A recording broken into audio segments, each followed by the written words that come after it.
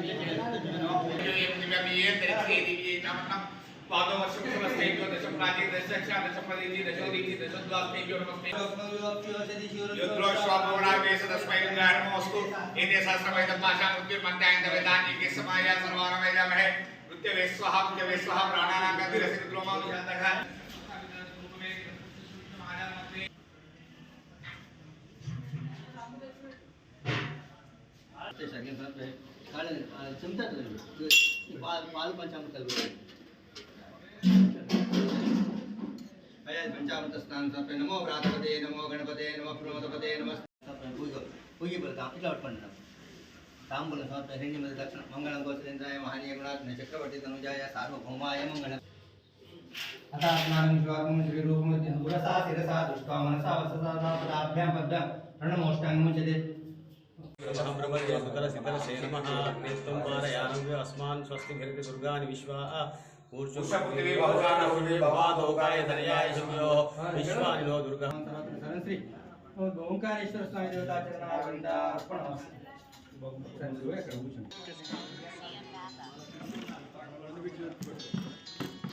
ధన్యవాదాలు చెప్పుకోవాలి. మా సుధీర్ గారు ఎప్పటి నుంచో పరిస్థితి బాగా ఎన్నో ఇంటర్వ్యూలు చేశారు కానీ మంత్రి రావాలి రావాలని ఎప్పటి నుంచి అంటూనే ఉన్నారు కానీ ఇప్పుడు కుదిరింది. అండ్ దీని గురించి బోలని విన్నాం, టెంపుల్స్ గురించి విన్నాము, బోలంత హిస్టరీ కూడా ఉంది ఇక్కడ మంత్రికి. సో డిసైడ్ చేసాం మండే వెళ్ళిపోవాలని. సో డిసైడ్ చేసి వచ్చేసాం కాబట్టి ఇక్కడ రాగానే అందరూ కూడా చాలా బాగా దర్శనాలు చేస్తున్నారు. అంతేకాకుండా ఇంత హిస్టరీ ఉందని మాకు తెలియదు. నార్మల్గా ఇటు సైడ్ ఇప్పుడు రాలేదు కాబట్టి కానీ ఏదో దానికి టైం ఉంటుంది. ఆ టైం దొరికింది కాబట్టి మా విజయ మహావాది అండ్ సుధీర్ మహావాది వాళ్ళందరూ ముందు తెలుసు కాబట్టి వాళ్ళు ఇది పాసిబుల్ చేయగలిగారు. చాలా సంతోషంగా ఉంది ఇక్కడ. అండ్ యంగర్ జనరేషన్కి మీరు ఇచ్చేటటువంటి సూచనలు ఏంటి అంటే ఫస్ట్ అండ్ ఫార్మోస్ట్ ఏంటంటే సిచ్యువేషన్ ప్రకారం మనం అడాప్ట్ అవ్వాలి. అడాప్టబిలిటీ చాలా చాలా ఇంపార్టెంట్. మనం లక్కీ అంటే మా జనరేషన్ లక్కీ అని చెప్పుకోవాలి. ఎందుకంటే అమ్మమ్మలు నానమ్మలు తాతయ్యలతో వీళ్ళందరితో కూడా కలిసిమెలిసి ఉండేవాళ్ళం. ఈ రోజుల్లో అదంతా కూడా మారిపోయింది. ఎక్కువ ఐటీ వచ్చిన తర్వాత ప్రెషర్ కూడా పెరిగింది పిల్లలకి అందరూ కూడా. కానీ లైఫ్ ఎంజాయ్ చేయాలి. లైఫ్ ఒకేసారి మనకు దొరుకుతుంది కాబట్టి ఇలా పూజలు చేస్తూ ఉండాలి, దేవుడిని నమ్ముకోవాలి, నమ్ముకుని మనకి ఏది ఇష్టం ఉందో అది చేయాలి. సో ఆ జనరేషన్ మారింది. సో ఫార్చునేట్లీ ఆ జనరేషన్ ప్రకారం మనం కూడా కొంచెం మారాము. అది ఇంకా ఫ్యూచర్లో ఎంత కష్టం ఉంటుందో మనకు తెలియదు. కానీ పాత పరంపర ఇప్పుడు మర్చిపోకూడదు. సో అంతకే కదా ఆ పూజలు కూడా అంత చాలా హ్యాపీగా ఫీల్ అవుతాయి ఇక్కడికి వచ్చిన తర్వాత. సో ప్రపంచం అంతా మారుతుంది, మనకు కూడా కొంచెం మారాలి. ఎలా మీ ఆ జనరేషన్ కపిల్ దేవ్, గవాస్కర్ వీళ్ళందరితో కలిసి ఆడినటువంటి మీకు స్వీట్ మెమరీస్ ఉన్నాయి?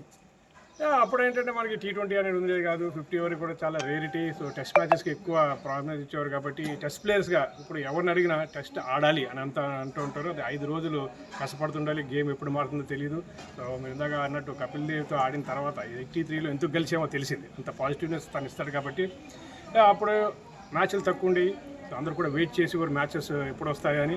సో టికెట్ దొరకాలంటే చాలా దూరం నుంచి వచ్చేవారు, వచ్చి మ్యాచ్ ఎంజాయ్ చేసేవారు, రికార్డ్స్ పెట్టుకునేవారు. సో అది ఈ రోజుల్లో మీకు అన్నీ సోషల్ మీడియా వచ్చిన తర్వాత అన్నీ దొరుకుతున్నాయి కాబట్టి కొంచెం చార్మ్ అనేది పోయింది. కానీ ఇందాక అన్నట్టు మనం ఇది యంగ్ జనరేషన్ గురించి T20 మ్యాచ్లు వచ్చాయి. ఆ T20 మ్యాచ్లు వాళ్ళందరూ కూడా ఎంజాయ్ చేస్తున్నారు. తొందరగా రిజల్ట్ వస్తుంది కాబట్టి దాన్ని ఒక విధమైన క్రికెట్ అని భావిస్తున్నారు కాబట్టి ఇక వాళ్ళు వదిలేయాలి. కానీ ఎప్పుడైనా టెస్ట్ క్రికెట్